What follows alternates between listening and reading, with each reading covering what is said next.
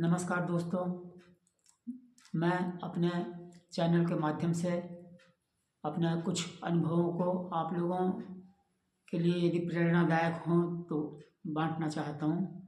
और अगर आपको अच्छे लगते हैं तो कृपया बेल आइकन दबाना ना भूलें, सब्सक्राइब करना ना भूलें। आगे मैं इस रेफरेंस में आपको एक घटना सुना रहा हूँ। ये 1970 की बात है। मैं सवाई माधोपुर को बिलोंग करता हूँ। सवाई माधोपुर में काका हाथरसी का प्रोग्राम था।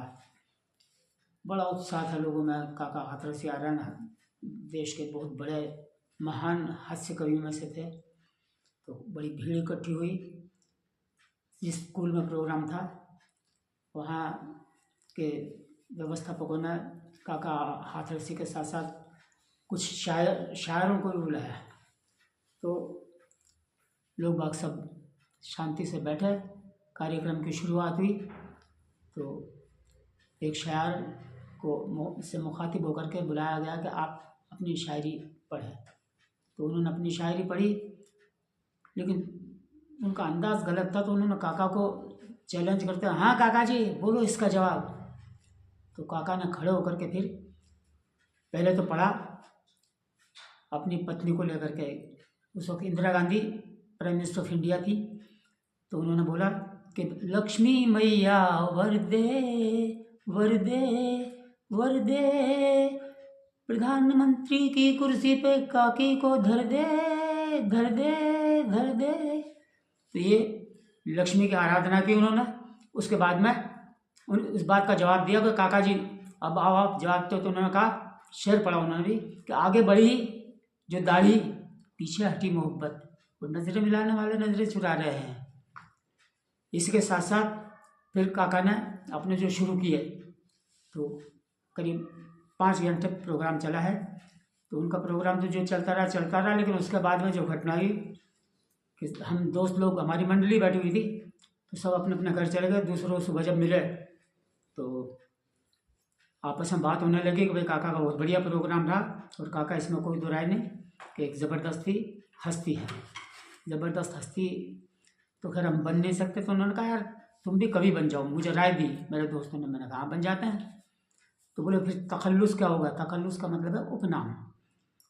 तो उपनाम सुझाया कि यार दामादे वतन रख लो। मैंने कहा नहीं, दामादे वतन तो अच्छा नहीं लगेगा। कई नाम सुझाए, लेकिन एक ने कहा कि आप बाप माधोपुरी रख लो। मैंने कहा ये बिल्कुल सही रहेगा। तुरंत मैंने 2 चीज़ ली, वो काका और मैं बाप। और काका और बाप को लेकर के मैंने तुरंत तैयार करके, तो उन्होंने कहा कि सुनाओ। तो मैंने उसके लिए कविता सुनाई कि काका चिंता मुक्त हो हुआ ख़त्म अभिशाप, काका चिंता मुक्त हो हुआ ख़त्म अभिशाप, और जिम्मेदारी समझ के आ पहुँचा है बाप। आ पहुँचा है बाप हाथ से जग के बच्चों का, और हुआ हौसला पस्त आज अच्छों का। तो कुल मिला करके इस तरह से कविता पाठ थे, मनोरंजन भी हो जाता था।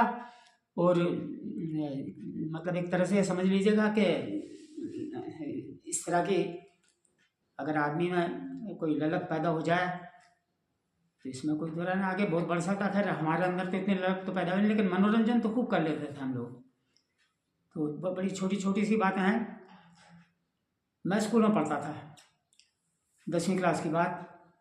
तो जब टीचर ने पूछा कि राष्ट्रपति के चुनाव के लिए जो कैंडिडेट खड़ा होता है उसमें क्या योग्यता होनी चाहिए, बड़ी मज़ेदार बात कही उसने कि साहब खुजली नहीं होनी चाहिए। तो कुल मिलाकर के ऐसे ऐसे भी महानुभाव हैं कि राष्ट्रपति की योग्यता के होने तक बोले खुजली नहीं हो। तो कुल मिला के मैं एक ही बात जानता हूँ कि जीवन को अगर हास्यमय ढंग से जिया जाए तो बहुत आनंद आता है। और हमारे पास तो ये हंसी खुशी की बातें हैं, आप लोगों के समक्ष पेश होते रहेंगे और कुछ बताते रहेंगे। इससे आप लोगों से यही हमारी आशा है कि आप सब्सक्राइब ज़रूर करें, बेल आइकन दबाएं और हमें सहयोग करें। नमस्कार।